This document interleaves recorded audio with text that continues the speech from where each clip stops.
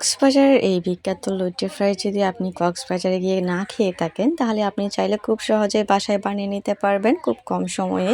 আর বাসাতে থাকা ঘরোয়া মশলা দিয়ে চাইলে আপনি কিন্তু এই লইট্টি ফ্রাইটা বাসায় বানিয়ে নিতে পারবেন। তো হ্যালো এভরিওয়ান, আসসালামু আলাইকুম। আমি সাইদা ফারজানা আছি ফরহাদ হীরা থেকে নতুন একটি ভিডিও নিয়ে। দেশে এবং দেশের বাড়ি থেকে যারা রেগুলার আমার ভিডিও দেখেন সবাইকে অনেক অনেক ভালোবাসা আর অভিনন্দন। তো আজকে যেহেতু বাসায় একদম টাটকা টাটকা লইট্টা মাছ নিয়ে আসছিল, তো ভাবলাম হচ্ছে আমি কক্সবাজারে যেহেতু একবার গিয়েছিলাম তখন আমি এই লইট্টা ফ্রাইটা খেয়েছি, আর এটা আমার কাছে এত বেশি ভালো লেগেছিল, মানে এখনও স্বাদটা আমার লেগে আছে। যদি আমি পরবর্তী কখন আবার কক্সবাজার যাই, আমি তবে আবারও এই লইট্টা ফ্রাইটা আবারও ট্রাই করব। তো হচ্ছে আমি মাছগুলো দেখতেছেন, আমি একটু বড় বড় করে কেটে নিয়েছি। আসলে মাছগুলো তখন খুবই টাটকা ছিল। আর আমি এখানে কী কী লাগবে সেটাও দেখিয়ে দিচ্ছি। আপনারা চাইলেও পেঁয়াজ দিয়ে দিতে পারেন, পেঁয়াজ কুচি করে, তবে এটা ব্লেন্ডারে করে নিলে একটু বেশি ভালো হয়। তো আমি মাছটা খেটে একদম ভালো করে, আমি এখানে প্রায় 2 কেজির মতো নিয়েছিলাম। তো হচ্ছে এখানে এগুলো যখন কাটা হয়েছে একদম টাটকাই ছিল, বাড়িতে বিক্রি করতে আসছিলো, ওখান থেকে নিয়েছিলাম। তো এত বেশি মোটা ছিল দেখে আসলে আমার খুবই লোভনীয় লাগছে। তো আমি যার জন্য এটাকে আমি ভাবলাম যে আপনাদের সাথে রেসিপিটা একবার শেয়ার করে দিই। তো আমি সবগুলো করব না, বাকিটা কিছুটা করে বাকিটা হচ্ছে আবার ডিপ ফ্রিজে রেখে দিব পানি দিয়ে। তো আপনারা দেখতেই পাচ্ছেন ভিডিওতে আমি হচ্ছে কিছু মাছ নিয়ে নিয়েছি, লবণ হলুদ দিয়ে তারপর একদম ভালো করে ধুয়ে পানিটা ঝরিয়ে নিয়েছিলাম। আর হাত দিয়ে চেপে চেপে একদম নিচ্ছিলাম যেন পানি না থাকে। মাছের গায়ে যদি পানি লেগে থাকে হচ্ছে মশলাটা হচ্ছে ভালো করে হবে না ময়দার সাথে। তো যার জন্য আমি চেপে চেপে নিচ্ছিলাম। তারপর হচ্ছে দেখতেই পাচ্ছেন আমি কি দিচ্ছি। আমি একটু বেশি ঝাল খেতে পছন্দ করি, তো যার জন্য একটু স্পাইসি হবে এই জন্য আমি একটু কাঁচামরিচ দিয়েছিলাম এখানে কুচি করে একদম। তারপর লেবুর রসটা অবশ্যই দেওয়ার চেষ্টা করবেন, কারণ লেবুর রসটা দিলে হচ্ছে মাছের একটা যে আষ্টে গন্ধ থাকে না, আপনারা যারা পছন্দ করেন না খেতে তারাও চাইলে এভাবে কিন্তু খেতে পারেন। তো আমি হচ্ছে এভাবে হচ্ছে লেবুর রসটা একটু চেপে দিলাম। তারপর মশলাটা পরিমাণ মতো দিচ্ছি, আপনারা আপনাদের পরিমাণ মতো করে দিতে পারবেন।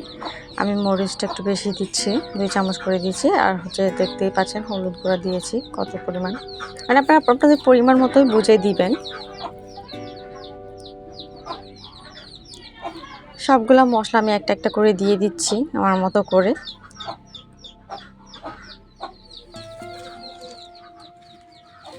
তো হচ্ছে আমি আমার মতো করে নিচ্ছি সবগুলো, একদম লবণ দিয়ে দিয়েছিলাম পরিমাণ মতো। এটা যেহেতু সামুদ্রিক মাছ, একটু লবণ আপনারা একটু বুঝে সুঝে দিবেন। মাখিয়ে নিচ্ছি আমি। তারপর আপনার হাতে যদি সময় থাকে আপনি চাইলে 1 ঘন্টার জন্য ম্যারিনেট করে রেখে দিতে পারেন। তো আমিও রেখে দিয়েছিলাম, তবে বেশিক্ষণ রাখি নাই, আমি 30 মিনিট মতো রেখেছিলাম। আমি অন্য একটা কাজ করছিলাম যার জন্য হচ্ছে আমি এটা রেখে দিয়েছিলাম, একটু রেস্টে দিয়েছিলাম। হাত দিয়ে একদম ভালো করে মাখিয়ে নিচ্ছি যেন প্রতিটা মাছের গায়ে মশলা লেগে থাকে।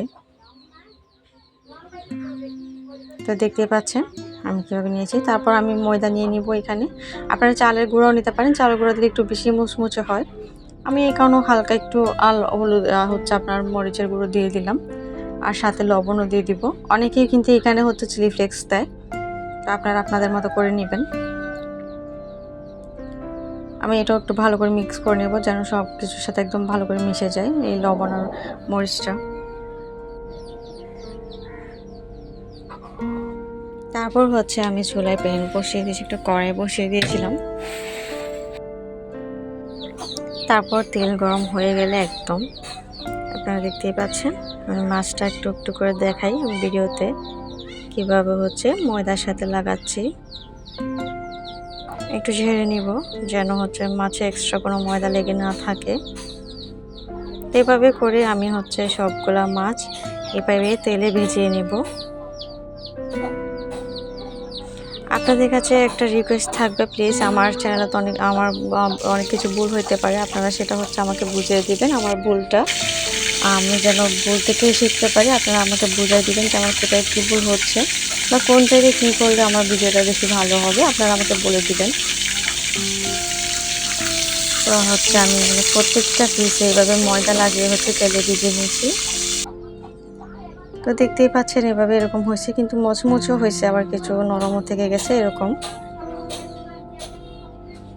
2 পাশটা ভেজে নিয়েছি আমি, এপাশ ওপাশ করে উল্টিয়ে পাল্টিয়ে হচ্ছে ভেজে নিয়েছিলাম একদম। তারপর আমি দেখতে সুন্দর লাগার জন্য একটু ডেকোরেশন করে দিয়েছি, লেবু রেখেছি আর হচ্ছে পেঁয়াজ দিয়ে দিচ্ছি, একটু ছড়াই দিচ্ছি উপর দিয়ে।